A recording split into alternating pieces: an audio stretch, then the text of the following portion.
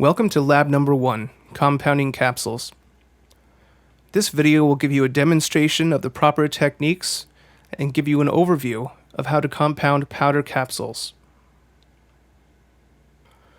Your log formula worksheet, LFW for short, or compounding record gives you detailed instructions on how to compound the capsules.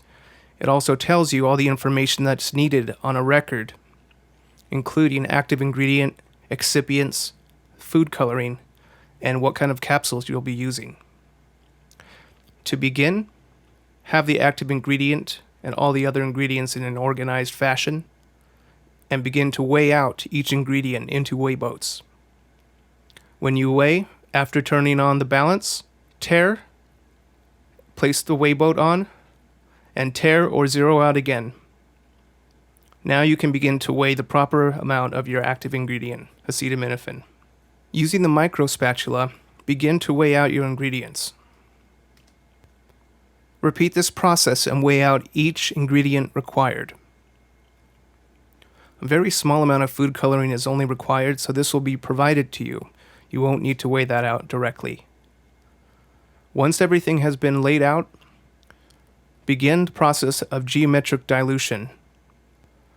To review, geometric dilution requires a 1-to-1 volume or approximation in order to begin trituration.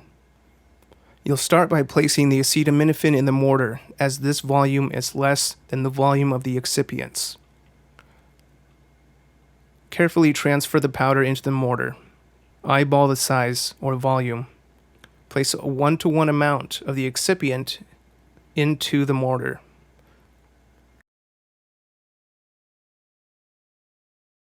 Using the micro spatula again, carefully transfer the blue food coloring into the mortar. Trituration should begin using pressure and going around the sides of the mortar with a pestle.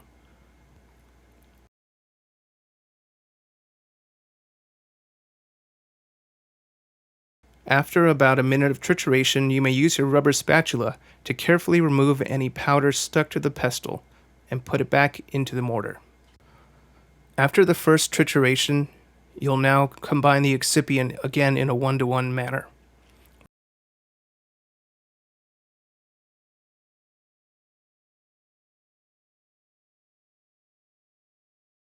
Repeat the trituration process. As you triturate, you should notice a change in the color of your mixture. With this particular video, we're using a blue food coloring, which should change to light blue. Using your rubber spatula, you can take a look at the mixture to ensure homogeneity. It should be light blue without any white spots or bright blue spots. When you're satisfied with the color and uniformity of your mixture, you may use your rubber spatula to scrape the sides and to transfer all of the powder onto the glass slab and prepare for hand punching. Using your rubber spatula, create a mound with your uniform mixture. This is your preparation for hand punching. Grab a capsule and carefully remove the cap from the body. Carefully set the cap aside or the head aside, hold the body, and begin to hand punch. Hold the body of the capsule and guide it up and down, maybe about 10 to 20 times, or as many times as it takes to fill the body with powder. Don't raise it too far out of the mound or the powder may fall out.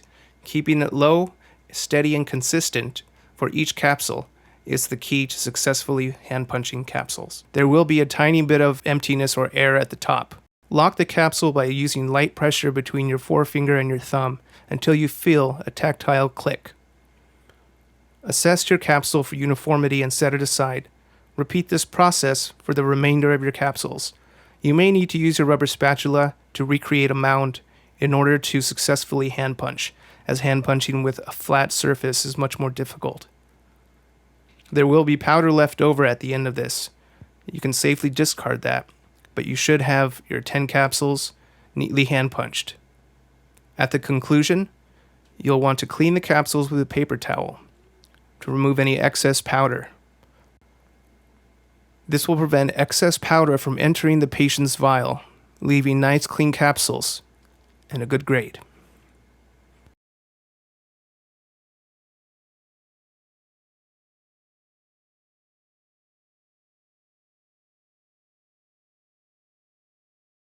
To review, the 3 concepts demonstrated today: 1. Geometric dilution, 2. Trituration, and 3. Hand punching of capsules. Each of these is a technique that may need a little bit of practice to perfect, but nonetheless, understand the concepts to successfully compound your capsules. Quality assurance for capsules. Before you begin to fill capsules, you'll need to weigh 3 empty individual capsules. Tear out the scale or balance and weigh 1 capsule. Note the weight. Remove that capsule, tear out, and weigh another capsule. Repeat that 3 times, noting the weight in the appropriate place. Next, take all 10 empty capsules. Zero out and put them on the balance and note the weight. This gives you 2 different ways to use the weight of the capsules for further calculations once they're filled. At the conclusion of compounding, take your filled capsules and weigh 5 individual capsules. Take 1 capsule, put it on the balance, note the weight, and repeat that 5 times for each different capsule. And lastly, take all 10 filled capsules together, zero out the balance, place them on, and note the weight.